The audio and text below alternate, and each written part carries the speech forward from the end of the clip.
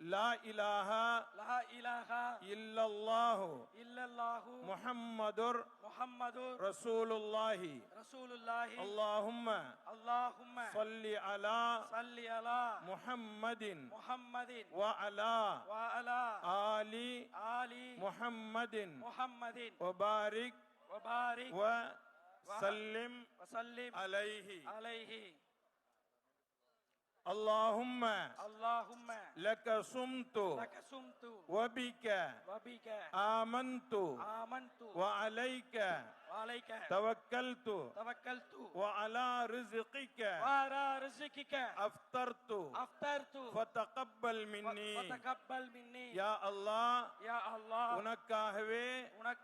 நோன்பு நோற்றோம் உன்னுடைய அருளாலேயே